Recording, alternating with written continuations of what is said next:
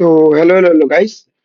आज हम लोग एक सीरियस टॉपिक पे डिस्कशन करेंगे। तो पहले ही मैं बता देता हूँ, अगर साउंड मतलब कि मेरे गले की आवाज में थोड़ा सा भी कुछ दिक्कत है तो थोड़ा सा मैनेज कर लेना। वो स्टेटिस्टिक्स वाले लाइफ के बाद मेरा गला बहुत बैठ गया है, ठीक है। इसलिए मैंने कल भी क्लास नहीं करवा पाया। तो मैं जो आज बताना चाह रहा हूँ, सुबह से मेरे पास बहुत कमेंट्स आ रहे हैं।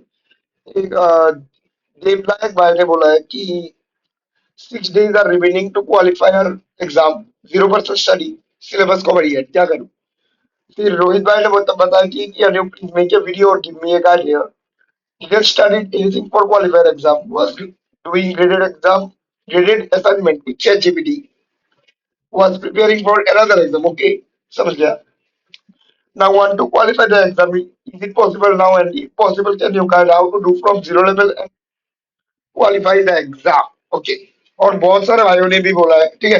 मैं जो टॉप 2 कमेंट्स है वो ही सब मतलब कि रीड किया हूँ।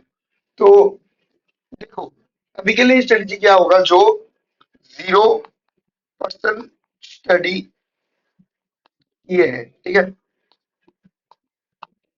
उनके लिए अभी स्ट्रेटेजी क्या रहने वाला है। तो पहले तो स्टूडेंट्स में दो टाइप्स के स्टूडेंट्स रहेंगे, जो अभी 11th कंप्लीट करके 12th के आए हैं, ठीक है। दो टाइप नहीं, ऑलमोस्ट तीन ही टाइप होगा। ये है फर्स्ट टाइप। सेकंड टाइप है 12th completed and was from maths background।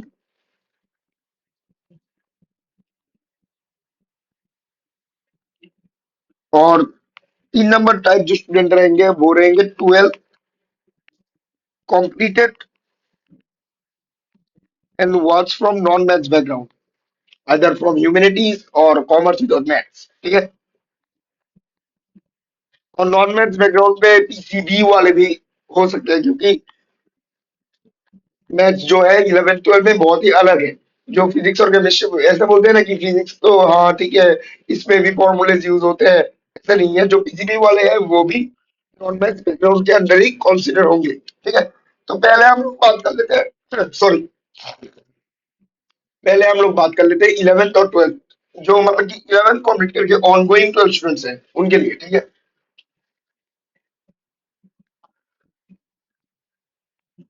तो तुम लोग 11th अभी कंप्लीट कर चुके हो, ठीक है, 11th कंप्लीटेड। 12th में तुम लोग जो वीक 4 तक, वीक 4 में पॉलिनोमियल्स पढ़ाया गया था। ये वीक 4 में, वीक 1 में natural number, set relation function, set theory और मतलब कि रिलेशन फंक्शन पढ़ाया गया था, ठीक है। एक सेकंड रुकना जरा।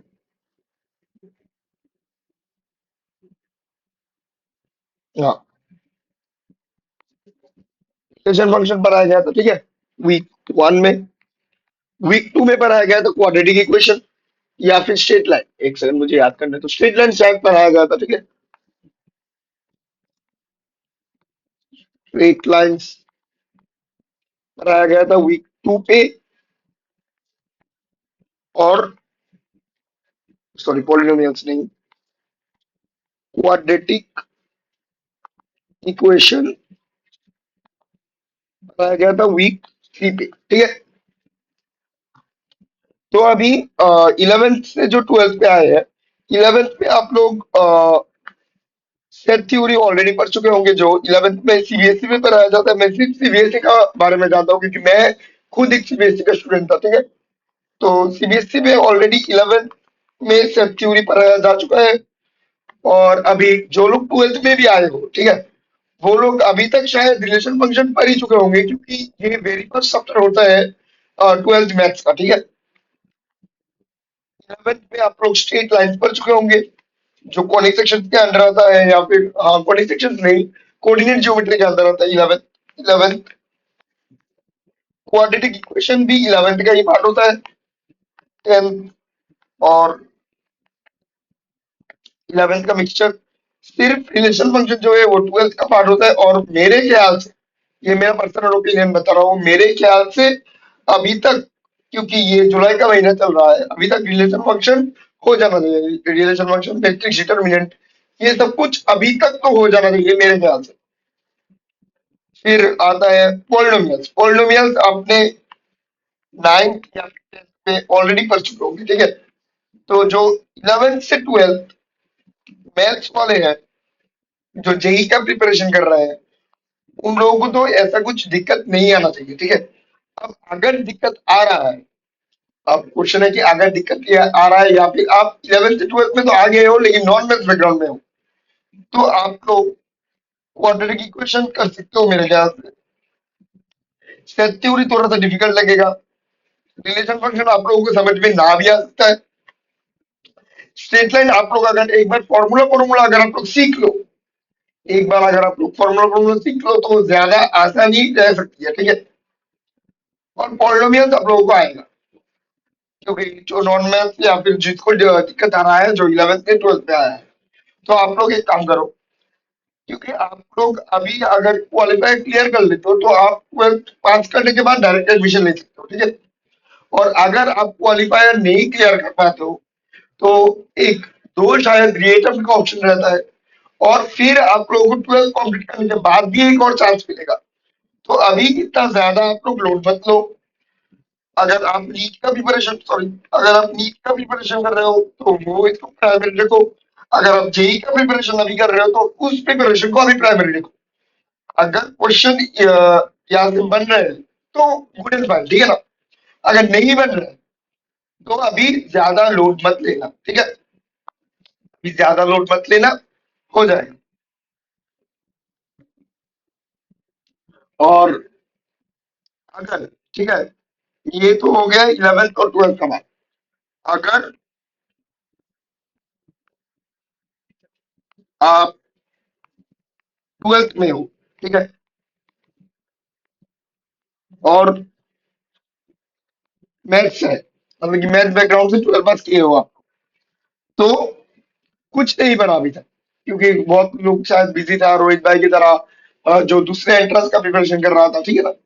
मेरे ख्याल से मेरे ख्याल से सभी एंट्रेंस अभी खत्म हो चुके हैं। क्वालिफायर का 6 से 5 दिन अभी तक बचा हुआ है, मोटा मोटा। 6 नंबर दिन पे शायद एग्जाम ही है, तो हम लोग 5 दिन में करके चलते हैं। 5 दिन बचा हुआ है। सब्जेक्ट आप लोगों के पास 4, ठीक है ना। सब्जेक्ट आप लोगों के पास 4 है।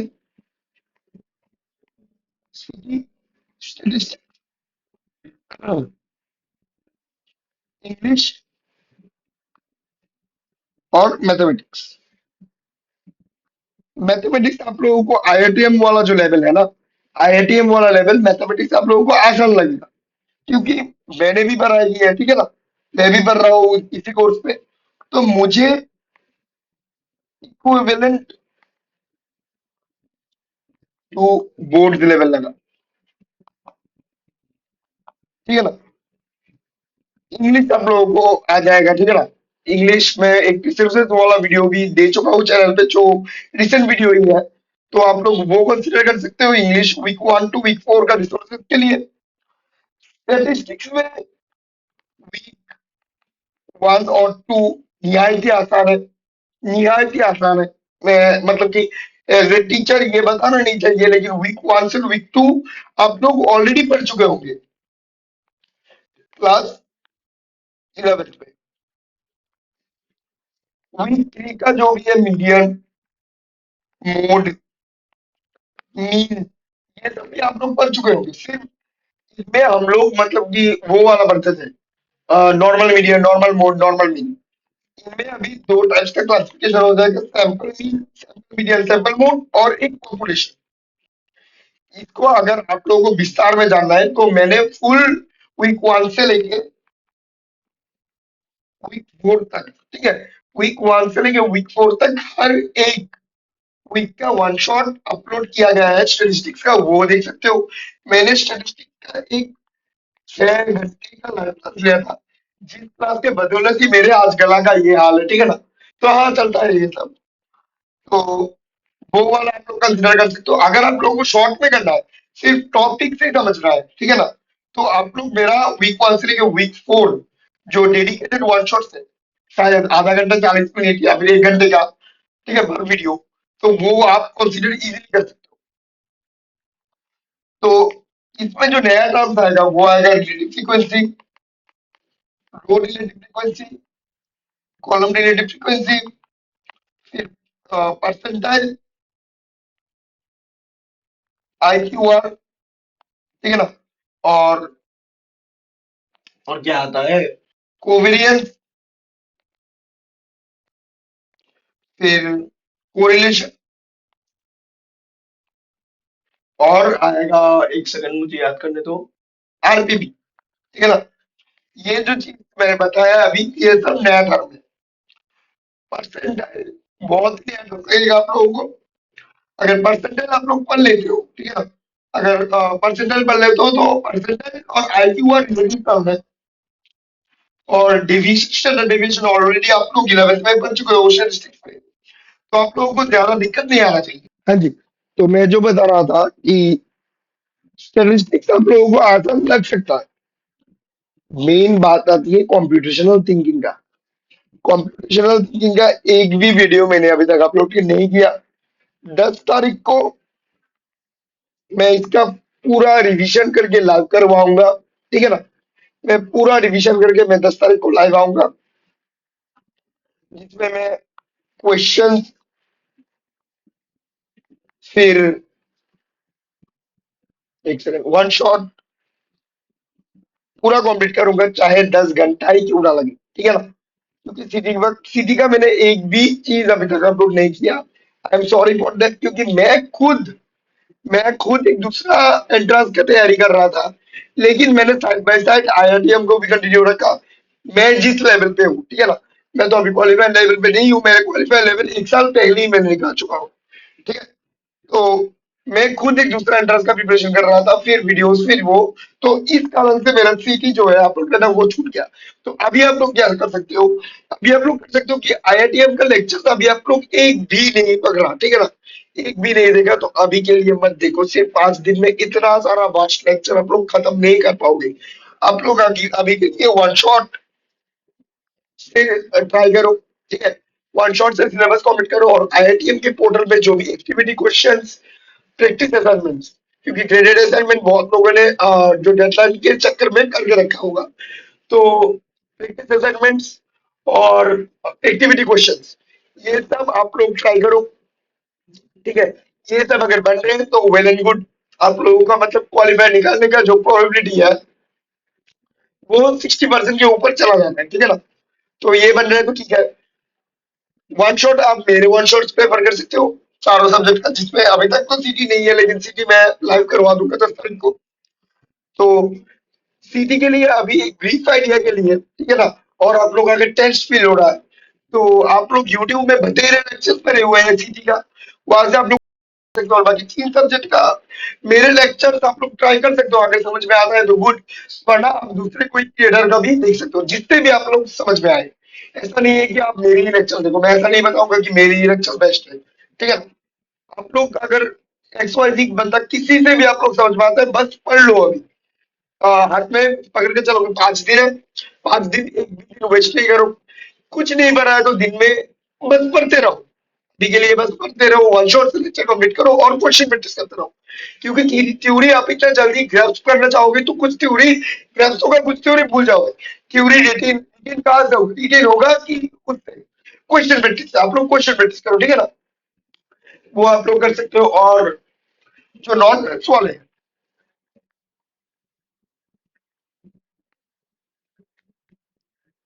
नॉन मैथ्स वालों के लिए भी सेम ही ओपिनियन रहेगा। उन लोगों को मैथ्स थोड़ा डिफिकल्ट लग सकता है, ठीक है। तो मैथ्स मेरे वन शॉट आप लोग ट्राई कर सकते हो, या फिर कोई भी वन शॉट आप देख सकते हो, अगर समझ में आता है तो वेरी गुड। जो 10th वाले टॉपिक है, जैसे क्वाड्रेटिक इक्वेशन 10th वाला टॉपिक था, फिर सेट थ्योरी का जो पहला वाला पार्ट रहता है, जिसमें सेट थ्योरी इंट्रोड्यूस होने से पहले natural number, real number, whole number, rational number, ये सब समझते हैं, समझाते हैं। तो वो पार्ट आप लोगों को इजी लग सकता है, ठीक है। और पोलिनोमियल्स आप लोगों को इजी लगेगा, क्योंकि ये भी 9th पार्ट का ही है, जो 10th तक तो सबने ही मैथ्स पर लेके होंगे, ठीक है ना। तो और नॉन मैथ्स वालों के लिए भी इसमें अगर कुछ नहीं पढ़ा तो वन शॉट से कंप्लीट करो। अगर कुछ भी पढ़ा है, ठीक है ना, अगर वो आईआईटीएम का लेक्चर समझो कि वीक 2 तक किया हुआ है सभी सब्जेक्ट्स का, वीक 3 और 4 बच रहे हैं, तब भी मैं बताऊंगा कि वन शॉट से करो। अगर वीक 4 सिर्फ बचे हुए हैं तो हाथ में 5 दिन है, आईआईटीएम के लेक्चर पकड़ लो। क्विज, आईआईटीएम के लेक्चर में क्विज तो नहीं बताऊंगा, हाँ मतलब कि समझ जाओगे, ठीक है ना। नोट्स बनाते चलना, लेक्चर देखोगे नोट्स बनाते हुए चलना। अगर अगर समझो कि मैं मेरा रेफरेंस ये बताऊं, मैं नोट्स बना के ले आता हूँ, मैं पीपीटी या फिर नोट्स बना के ले आता हूँ और वो नोट्स मैं टेलीग्राम पे अपलोड कर देता हूँ। अगर डिजिटल नोट्स से पढ़ने में आप लोगों को कोई भी दिक्कत नहीं होती है तो मेरे टेलीग्राम का नोट्स भी रेफर कर सकते हो। और अगर डिजिटल नोट्स पर पीछे पढ़ने में दिक्कत होता है, ठीक है ना, बहुत लोगों का है, जैसे कि मुझे डिजिटल नोट्स से पढ़ने में दिक्कत होता है, तो वो नोट्स प्रिंट करवा लो, ठीक है। बेस्ट जो रहेगा, अपने हाथ से नोट्स बना लो। 1 घंटा का लेक्चर कंप्लीट करने में अगर 1.5 घंटा भी लग रहा है, वो भी आप लोगों के लिए बेनिफिशियल रहेगा इस टाइम पे, क्योंकि फिर दोबारा रिवाइज करने के लिए मतलब कि टाइम वेस्ट नहीं करना पड़ेगा। मैं रिवाइज को टाइम वेस्ट तो नहीं बोलूंगा, लेकिन हाँ ज्यादा मतलब कि टाइम कंज्यूमिंग टास्क नहीं होगा। आप लोग लिखते चलोगे, याद होता चलेगा। फिर एक मतलब कि लेक्चर कंप्लीट कर लिए, नोट्स आपने बना लिए या फिर नोट्स मेरे वाले पढ़ लिए, ठीक है। उस सब के बाद आधे घंटे का ब्रेक लो।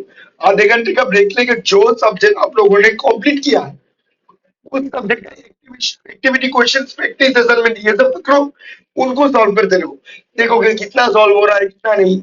आंसर का तो टेंशन नहीं है, आंसर आईटीएम के पोर्टल पे ही भरा है, ठीक है ना। तो वो सब आप लोग ट्राई कर सकते हो। और नॉन मैथ्स वाले मैंने बता दिया ऑलरेडी, 10th वाले टॉपिक से क्लियर करने का कोशिश करो, क्योंकि ऑलरेडी आप लोग 11th टॉपिक जल्दी सेंसिटिव, 11th का टॉपिक था स्ट्रेट लाइन, 11th का टॉपिक था। और रिलेशन फंक्शन जो चीज है वो 12th का टॉपिक था। वो लोग तो अभी 5 दिन मतलब कि वो सब चीज अभी आप लोग 5 दिन में तो समझ नहीं सकते हो, ठीक है ना। सब कुछ तो एक साथ आप लोग ग्राफ्स नहीं कर सकते हो। तो आप लोग स्टैटिस्टिक्स, फिर इंग्लिश, फिर सिटी, ये 3 सब्जेक्ट पे ज्यादा जोर डालो, ठीक है ना। और मैथ्स ऐसा मतलब कि मैथ्स का प्रिपरेशन ऐसा रखो कि 40% आ जाए, 40-50% आ जाए, ठीक है ना, जितना भी मैथ्स का एग्जाम रहेगा। और जो मतलब कि एक मैं फ्रेंडली गाइड आप लोगों को देना चाहता हूँ कि अगर सपोज मैं भगवान से आशा करता हूँ कि सबका क्वालिफाई निकल जाए, अगर कुछ भी मिसअप होता है और वो ना हो, तो मतलब कि क्वालिफाई इस बार क्लियर नहीं होता है, ठीक है ना, तो निराश मत होना। ये भी आप लोगों को दिमाग में रख के चलना होगा कि निराश मत होना है। आप लोगों के पास 2 और ये items बचा हुआ है। नेक्स्ट और नेक्स्ट टर्म का फॉर्म भी अभी तक अपलोड मतलब कि निकल चुका है। आप लोगों के पास बतेरे चांसेस है, निराश मत होना, बस पढ़ते रहो, बस पढ़ते रहो, ठीक है ना। और क्वालिफायर के रिजल्ट आने के बाद मेरे इस वीडियो के कमेंट के नीचे आप लोग श्योर से कमेंट करना कि भैया मेरा क्वालिफाई निकल गया या फिर भैया मेरा क्वालिफाई नहीं निकला, ठीक है ना। नहीं निकला कोई बात नहीं, पार्ट ऑफ लाइफ होता है। आप लोग नेक्स्ट टर्म का या फिर नेक्स्ट ईयर का प्रिपेयर करना होगा, ठीक है ना। नेक्स्ट ईयर शायद अगस्त के 3 तारीख पे है, तो उसके लिए आप लोग का बतेरे टाइम, जुलाई के 17 तारीख शायद इस क्वालिफायर का रिजल्ट है, ठीक है ना। तो आप लोगों के पास बहुत एम्पल अमाउंट ऑफ टाइम रहेगा कंप्लीट करने के लिए, तो आप लोग तब कर सकते हो। लेकिन मेन जो प्राइमरी फोकस है अभी के लिए, जो जुलाई का 3 तारीख वाला जो क्वालिफायर है, वो निकालना। मैं सभी को ऑल द बेस्ट करना चाहूंगा। आप लोग निकाल लोगे, आप लोग कर सकोगे, ठीक है ना। आप लोग श्योर शॉर्ट कर सकोगे। तो यही था आज के वीडियो में।